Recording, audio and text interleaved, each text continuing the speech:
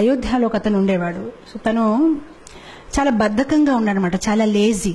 So ఎల్లప్పుడు తను భోజనం తినుకోవాలి, భోజనం తినాలి, పడుకోవాలి, పని ఏం చేసేవాడు కాదు. సో మొత్తం మీద ఆ ఇంట్లో ఉన్న వాళ్ళందరికీ విసుకొచ్చేసి, బాబు నువ్వు ఏదైనా ఆశ్రమం జాయిన్ అయిపో, ఎలాగో ఇంట్లో ఏం పని చేయట్లేదు, మాకు నీతో బెజార్ వచ్చేసింది. సో మొత్తం మీద తను అనుకున్నాడు, సరే అయితే నేను ఏదో ఒక ఆశ్రమం జాయిన్ అయిపోతాను ఎందుకు అని. తను వెతుకుంటున్నాడు అయోధ్యలో ఏ ఆశ్రమం జాయిన్ అవ్వాలి ఎక్కడికైనా. మొత్తం మీద ఒక ఆశ్రమంలో తను ఏం గమనించాడంటే, ఓ గురుగారు ఉన్నారు. ఆ గురుగారు చాలా లావుగా ఉన్నారనమాట. తను అనుకున్నాడు, ఈ గురుగారు బాగున్నారు, లావుగా ఉన్నారు, బహుశా ఈ ఆశ్రమంలో మంచి భోజనం పెడుతున్నారు, ఇక్కడ జాయిన్ అయిపోతే బాగుంది. కొంతసేపు తర్వాత గురుగారు శిష్యులు వచ్చారు, వాళ్ళు కూడా లావుగా ఉన్నారు. తనకి కన్ఫర్మ్ అయిపోయింది, ఇది బాగుందండి, ఇక్కడ నేను జాయిన్ అవుతాను, భోజనం బాగా పెడతారని. వెళ్ళాడు గురుగారి దగ్గర, నేను మీ ఆశ్రమాన్ని జాయిన్ అవుతాను, కానీ నాకు ఒకటే, భోజనం ఎన్నిసారి పెడతారు? సో గురుగారు అన్నారు 2 times. 2 times నాకు సరిపోతుంది, నాకు 3 times కావాలంటే గురుగారు అన్నారు, పొద్దున ఇస్తారు కదా, అదే నువ్వు మధ్యాహ్నంకు ఉంచు, ఏం ప్రాబ్లం లేదు. తనకి చాలా హ్యాపీ అనిపించింది, చాలా బాగుంది ఈ ఆశ్రమం, అసలు పొద్దున మధ్యాహ్నం సాయంత్రం తినాలి, భజన చేయాలి, గురుగారు ఏదో వాహిస్తూ ఉంటారు, అది వినాలి, ఆయన హ్యాపీ అయిపోతారు. 15 రోజులు గడిచిపోయింది, చాలా ఆనందంగా ఉంటున్నాడు. 15 రోజుల తర్వాత ఒకరోజు పొద్దున ఏం చూశాడంటే, వంట ఏం అవ్వట్లేదు, అక్కడ ఏం జరగట్లేదు, వంట గదిలో ఎవరు లేరు, అందరూ ఏదో జపం చేస్తున్నారు. సో తన అడుగుతున్నాడు అందరికీ, ఏంటండి ఈరోజు ఏం వంట చెయ్యరండి? సో అప్పుడు వాళ్ళు చాలా కోపంతోనే, అవే ఈరోజు ఏకాదశి. ఏకాదశియా అంటే నాకెవరు చెప్పలేడండి, ఏకాదశి అంటే ఏంటి తెలియదా, ఏకాదశి అంటే ఈరోజు భోజనం ఉండదు అని. అప్పుడు తను చాలా కోపం అయిపోయాయి, ముందు చెప్పవలసింది, అలాంటప్పుడు భోజనం నేను ఇంకేదో ఆశ్రమం చూసుకుంటా. బాబు నువ్వు ఏ ఆశ్రమం వెళ్ళినా ఏకాదశి రోజు తినకూడదు. అప్పుడు తిన్నంగా ఆయన గురుగారి దగ్గరికి వెళ్ళిపోయారు, గురుగారు నన్ను కాపాడండి, నేను ఏకాదశి అయితే చేయలేను, ఒకవేళ నా చేత ఏకాదశి చేయించారనుకోండి, నేను ద్వాదశి చూడలేను, నేను పోతాను, నాకు ప్రసాదం అయితే కావాలి, ఇంకే పని చేయమంటే చేస్తాను, కానీ భోజనం లేకుంటే నేను ఉండలేనని. సో గురుగారు అన్నారు, బాబు నీ గురించి అయితే ప్రత్యేకంగా వంట చేయడం అవ్వదు, అయితే ఒక పని చేసుకో, అటు చూడ కొండ ఉంది కదా, కొండ పక్కన చెరువు ఉంది కదా, అక్కడికి వెళ్ళి నువ్వు వంట చేసుకొని నువ్వు తిను, కావాలంటే మేము సౌకర్యాలు ఇస్తాము. సో గురుగారు స్టోర్ మేనేజర్ చెప్పారు, తనకు 1 kg ఆట, 1 kg రైస్, 1 kg దాలు అన్ని ఇచ్చేయని. తను అన్ని తీసుకుని వెళ్తున్నారు. గురుగారు అన్నారు, ఒకటి మాత్రం జాగ్రత్త, నువ్వు ఏది వంట చేసినా భగవంతుడికి నైవేద్యం పెట్టాలి. సరే అంటాడు, వెళ్తాడు, కష్టపడతాడు, తనకి బద్ధకం ఎక్కువ కదా, ఎప్పుడు వంట చేయలేదు, చాలా కష్టపడి వంట తయారు చేస్తాడు, కానీ అంత టేస్ట్గా లేదు, ఏ చపాతీలు కాలిపోయాయి, ఏదోటి అవుతుందనమాట. మొత్తం మీద వంట తయారైపోయింది. సో వంట తయారైనప్పటికీ తులసి ఆకలి వెతుకున్నాడు, తులసి ఆకు పెట్టాడు, భగవంతుడికి పిలుస్తున్నాడు, కానీ భగవంతుడు రావట్లేదు. సో అప్పుడు తను చక్కగా ఒక పాట పాడతాడనమాట. సో చెప్తాడు, प्रभु राम आइए, राजा राम आइए, मेरे भोजन को भोग लगाइए, प्रभु राम आइए, राजा राम आइए, मेरे भोजन को भोग लगाइए. చాలా ప్రేమతో పాడుతున్నా, రాజారాం ప్రభురాం రండి, నేను భోజనం తయారు చేశాను, మీరు వచ్చి స్వీకరించండి. భగవంతుడు రావట్లేదు. తను ఆలోచించాడు, ఎందుకు రావట్లేదు అంటే, తనకేమనిపిస్తుందంటే భగవంతుడు స్వయంగా వస్తాడు. ఇప్పుడు మనకైతే అర్థమైపోయింది, మనం ఏదో యాంత్రికంగా పెడతాము, కానీ భగవంతుడు స్వయంగా వచ్చి తీసుకోవడం అనేది లేదు. కానీ తను చాలా అమాయకుడు, తను అనుకుంటాడు నిజంగా స్వామి వస్తారేమో, స్వీకరిస్తారేమో అని తను వెయిట్ చేస్తున్నారు, కానీ భగవంతుడు రావట్లేదు. అప్పుడు తను ఆలోచిస్తానమాట, తనకు ఒక ఐడియా వస్తుంది, ఓహో ఎందుకు భగవంతుడు రావట్లేదంటే, గుడిలో అయితే రాజభోగం, పకోడీలు, పూరీలు, పాయసము అన్ని తయారు చేస్తారు, నేనేదో సింపుల్ గా రైస్ దాల్ తయారు చేస్తాను, అందుకోసం రావట్లేదేమో అని. సో అప్పుడు తను భగవంతుడికి వాదిస్తారనమాట. తను భగవంతుడితో అంటారు, భూల్ కరోగే యది తజ్ దోగే భోజన్ రూఖా సూఖా, एकादशी आज मंदिर में है, बैठे रहोगे भूखे, राजा राम आइए, प्रभु राम आइए, मेरे भोजन को भोग धराइए. సో తను అంటాడు, బహుశా మీరు అనుకుంటున్నారు ఇతని దగ్గర ఎందుకు వెళ్ళాలి, నేను చక్కగా గుడికి వెళ్ళి అక్కడ పూరీలు పకోడాలు తింటాను, కానీ తప్పు చేస్తున్నారు, గుడిలో ఏకాదశి ఉంది, ఆకలిగా కూర్చుంటారు, ఏమీ దొరకదు, కనీసం నేను ఎంతో కొంత పెడుతున్నాను, వచ్చి తీసుకోండి, అది కూడా మిగలదు అని. ఎప్పుడైతే ఇలా పాడడం మొదలు పెట్టారు భగవంతుడు నవ్వు వస్తుంది. సో భగవంతుడు సీతామాతతో అన్నారు, సరే రా తినేసి వద్దామని. సో సీతామాతని తీసుకుని భగవంతుడు వెళ్తారనమాట అక్కడ నైవేద్యం తీసుకోవడానికి. ఎప్పుడైతే భగవంతుడు వస్తారో తను భగవంతుని చూసి ఆనందించడు.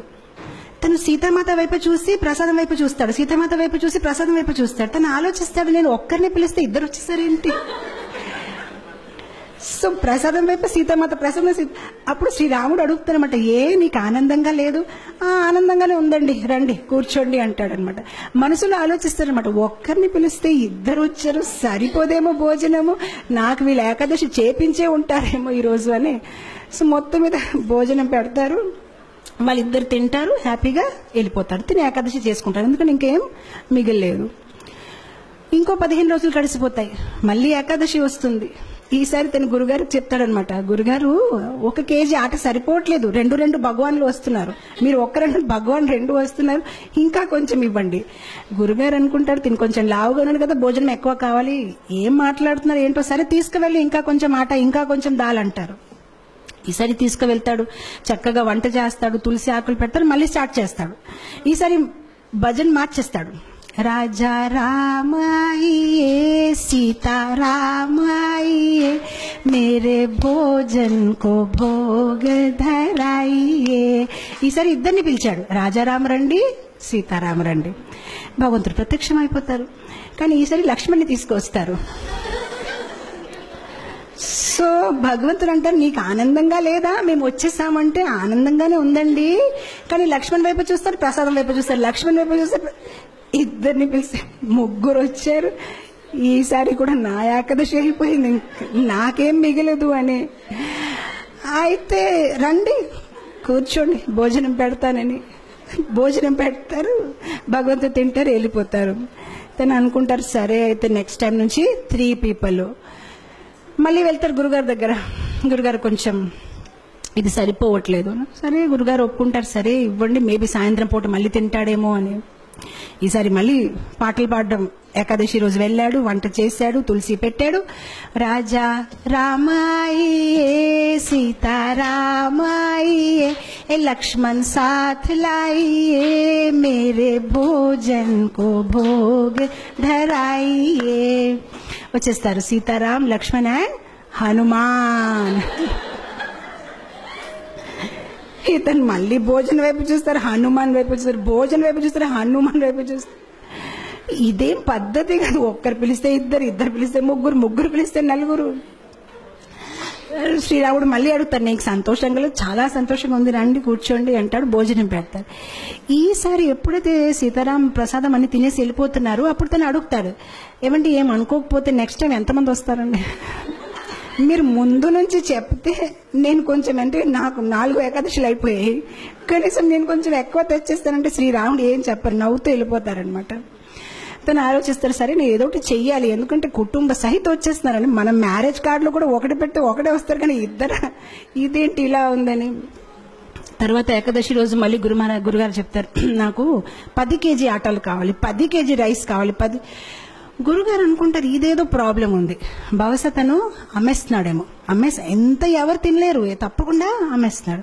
సో గురుగారు అంటారు శిష్యులతోనే, పర్వాలేదు తను అడిగింది ఇచ్చేయండి, తర్వాత మన పని చూద్దామని ఇచ్చేస్తారు. ఇప్పుడు గురుగారు అంటారు శిష్యులతోనే, మనం ఏం చేద్దామంటే కొంతసేపు తర్వాత వెనక వెళ్ళి చూద్దాం, ఎక్కడ అమ్ముతున్నారు, ఏ షాప్లో వెళ్ళి అమ్ముతున్నాడు. ఈసారి వెళ్ళాడు, తను సామాన్లన్నీ దింపాడు, కానీ వంట చేయలేదు. వంట చేయకుండా పాటలు పాడడం మొదలు పెట్టారు. సీతారామాయియే రాజా రామాయియే లక్ష్మణ సాథ్ లాయియే హనుమాన్ లాయి మేరే భోజన్ కో భోగ ధరాయియే. వచ్చారు సీతారామ లక్ష్మణ్ హనుమాన్ భరత్ శత్రుఘ్న కౌశల్య సుమిత్ర కైకై మొత్తం పరివార కుటుంబం అందరూ వచ్చేసారనమాట. సో అప్పుడు వచ్చేసి, బాబు మేము వచ్చేసామని. సో అతను అందరు లెక్క పెట్టుకుంటున్నారు, వచ్చారు, చాలా మంది వచ్చారు. సో అప్పుడు భగవంతుడు అన్నారు, ప్రసాదం ఎక్కడుంది? సో అప్పుడు తిని అన్నాడు, నేనెందుకు వంట చేయాలి, నేను చేస్తాను, మీరు తినేసి వెళ్ళిపోతారు, నాకేది మిగలదు, అదిగో అక్కడ ఉంది, మీరు వంట చేయండి, తినేసి వెళ్ళిపోండి, ఎలాగో నాకేమీ దొరకదు, గత కొన్ని ఏకాదశి నుంచి నేను ఏకాదశి చేస్తున్నాను, అక్కడ ఉండి వంట చేసి తినేసి వెళ్ళిపోండి. ఇంకా తనకి కోపం వచ్చేసి చెట్టు కింద పడుకుంటాడు, ఇంకా లాభం లేదు, వీళ్ళు ఎప్పుడు చెప్పినా మొత్తం కుటుంబం తీసుకు వచ్చేస్తారు. సో శ్రీరాముడు అంటారు సరే అయితే. సో శ్రీరాముడు కూరగాయలకు వస్తున్నారు, సీతామాత వంట మొదలు పెట్టారు, లక్ష్మణ్ కర్రలు తీసుకొచ్చారు, హనుమాన్ పండు తీసుకుని వస్తున్నారు, అందరు బిజీ అయిపోయారు. ఆయన ఎప్పుడైతే సీతామాత ఇలా వంట చేస్తున్నారు, దేవతలందరూ కూడా కింద దిగిపోయారు, ఆ ఋషులు మునీలు అందరూ చాలా హడావడిగా అయిపోయింది. అక్కడ వంటలు అవుతున్నాయన్నమాట, ఎంతో మందికి వాళ్ళు కుకింగ్ చేస్తున్నారనమాట. అండ్ అదే సమయంలో అక్కడ గురుగారు వచ్చారు శిష్యులతోని, అంటే చూద్దాం ఇతను ఏం చేస్తారని. కానీ గురుగారికి ఏమీ కనిపించట్లేదు. ఆయనకి ఎలా కనిపించిందంటే చెట్టు కింద ఇతను పడుకొని ఉన్నాడు, ఆ సామాన్లు అక్కడ పడేస్తున్నాయి. సో అప్పుడు గురుగారు తను లేపి చెప్తున్నారు, నువ్వు చెయ్యవా వంట, ఏం చేస్తున్నావని. అప్పుడు శిష్యుడు చెప్తారు, మీకు కనిపించట్లేదా, ఇంతమంది వంట చేస్తున్నారు, ఇగో చూడండి సీతామాత ఏంటి, ఇగో చూడండి ఇదేమవుతుందని. అప్పుడు గురుగారు అంటే నాకేమీ కనిపించట్లేదు. సో అప్పుడు తను కోపంతో శ్రీరాముడు చెప్తారు, మీరు కనిపిస్తారా లేదా, లేదంటే నా మీద ఆయనకి సందేహం ఉంటుంది, కనిపించండి అని చెప్తారు. సరే కనిపిస్తామంటే అందరు కనిపిస్తారనమాట. సో అప్పుడు అందరు కనిపిస్తే గురుగారు ఇంకా కళ్ళల్లో నీళ్ళు వచ్చేసి, నేను ఎన్ని సంవత్సరాల నుంచి శ్రీరాముడిని పూజిస్తే నాకు దొరకలేదు, కానీ నీ ఒక సరళ స్వభావం, నీ ఒక అమాయకత్వం చూసి భగవంతుడు వెంటనే ప్రత్యక్షమయ్యారని ఆయన ఏడ్చి ఆ శిష్యుడిని కవగలించారనమాట. సో ఇక్కడ భగవంతుడు మన ఒక సరళ స్వభావం, మనలో వినయం ఎంత ఉంది, మనలో అమాయకత్వం ఎంత ఉంది. భగవంతుడికి కాంప్లికేటెడ్ పీపుల్ ఇష్టం లేదు. మనలో జ్ఞానం ఎక్కువ ఉంటే బహుశా భగవంతుడు నన్ను ఇష్టపడతారు అనేది కాదు, మనలో ప్రేమ ఎక్కువ ఉంటే భగవంతుడు మనని ఇష్టపడతారు. సరళంగా ఉండాలి. చెప్పాలంటే భగవంతుడికి ఎలాంటి పీపుల్ ఇష్టం, చైల్డ్ లైక్ ఇన్నోసెన్స్. ఎవరిలో అయితే ఎక్కువ హిపోక్రసీ, ఎక్కువ ఆలోచనలు లేదు, చాలా సింపుల్ హార్టెడ్ ఉంటారు, అలాంటి వాళ్ళని భగవంతుడు ఇష్టపడతారు.